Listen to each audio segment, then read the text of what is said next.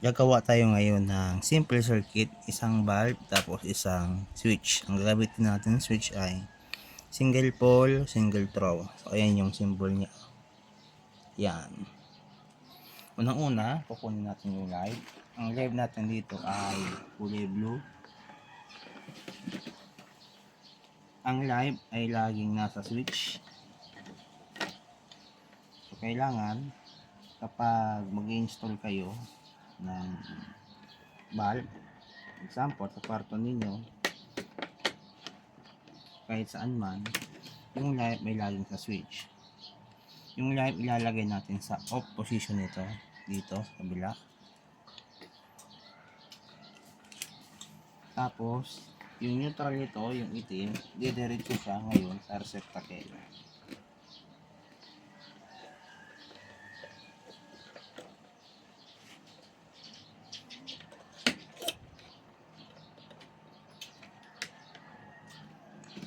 Sa receptacle naman, yung neutral natin ay itong maliit na gold.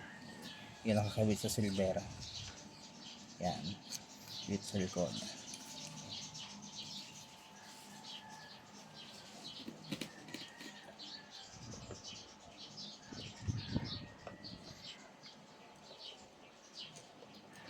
Ikabit lang natin.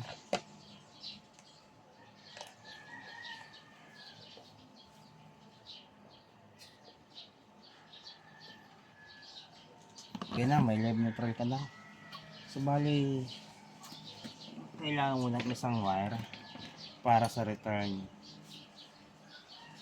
dito.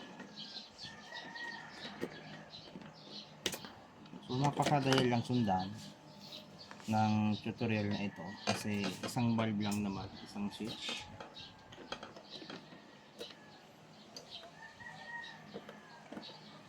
Itong wire na itong galing sa switch ay tinatawag na return. Ilalagay natin siya sa on position ng switch dito sa on position, and then ilagay mo na yung return dito sa gold, dito yung natitirang terminal.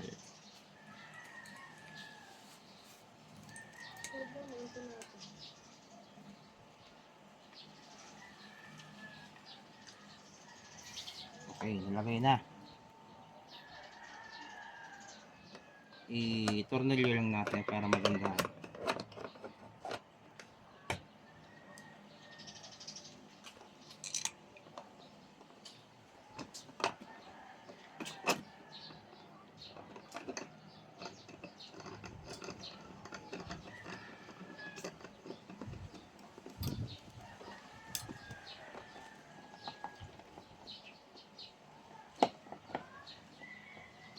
At itong switch, i-tornilyo din natin.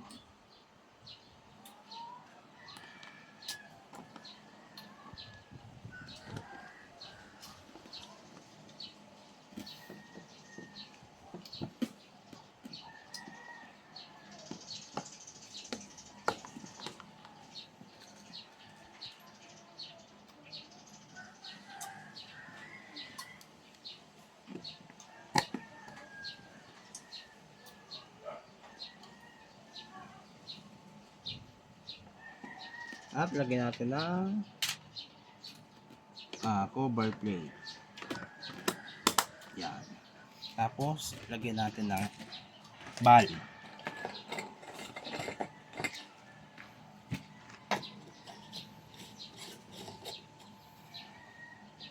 Bago mag-energize, i-check natin kung tama yung wire natin. Gagamit tayo ng multi-tester.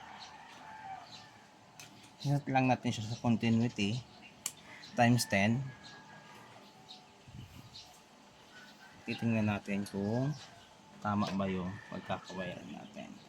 So dito na lang ako maglagay ng tester sa dulo ng pinaka plug ng circuit breaker. Kailangan i-on mo yung circuit breaker. Ngayon, pag switch ko ng single pole switch, dapat mag-follow siya ganon, mag-reading. Ayun. So, tama yung wire natin. Pwede natin i-off, on. Tapos kapag Ayan. Nilose natin to or itatanggalin natin yung bulb, mawawala siya. Kung binalik natin, babalik yan. Then, and ready na siya for energize. Energize tayo. Off natin yung circuit breaker. I-plug natin to sa outlet. Then, taas natin yung circuit breaker. On natin.